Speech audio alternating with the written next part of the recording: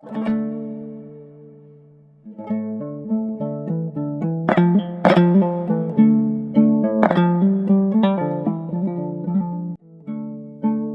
дүниеге келген адамзаттың басты миссиясы өсу-өну, соңына ұрпақ қалдыру. Маңдайға жазғанға тәуекел етіп, өнегелі өмір сүруді мұрат тұтқан естәулет баба әулеті тағдырдың небір сын соқпағында рухы сынбай, жігері мұқалмай, бүгінге аман жетіпті. Мекендеген Қаратаудың баурайын, жарылқаған елдің жұрттың жағдайын, әрбір атқан жарық күнге тәубе ғып, тіктеді ел, бейнетпенен хал жайын.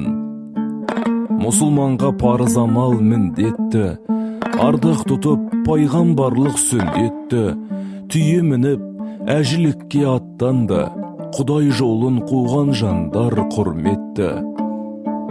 Естәулеттей бабам соның бір еді, бір ауылдың бәйтерегі тірегі, аманаттап үміт арман аңсарым қала берді, тілеулес боп сыр елі. Ұзақ сапар шегіп жаз күз қысымен, ләззат тауып ғибадаттың ісінен, қуанышпен елге оралды қажылар, нәсіп айдап ағайынның ішінен. Шуақ күндер жайғанда кең арнаны, соғыс оты тұтанды лаң салғалы, бірақ күнде ашық аспан түнеріп, бірақ күнде ақыр заман орнады. Тітіретіп босағаны хабары, көз алдына көлбеңдеп кеп ажалы, отан үшін отқа түсер қайсар ер, күн туғанда қолға қару алады. Естәулеттің екі ұлы қорғаны, Исабек пен Әлібегі қолдағы, екеуі де кетті аттанып майданға, ескерілмей, біраз жаста болғаны.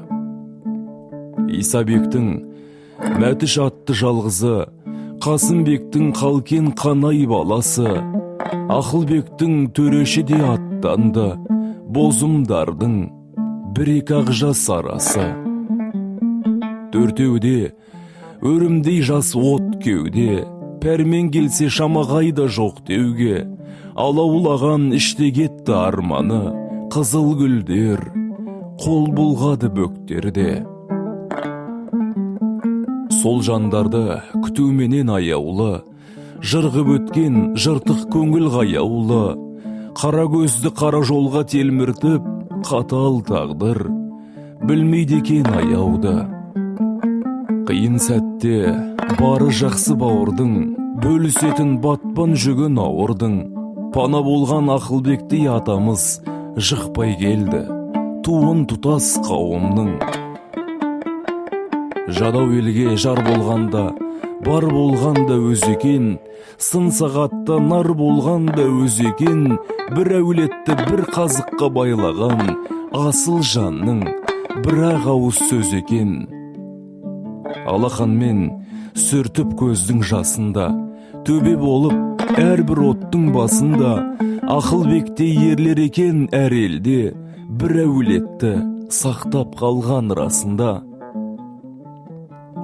Ол балапам, Қалкен ата жесірі, қайсар ана туын жұқпай елінің, тылда жүріп, қайрат қылды бел шешпей, кегін қуып, шейіт кеткен ерінің.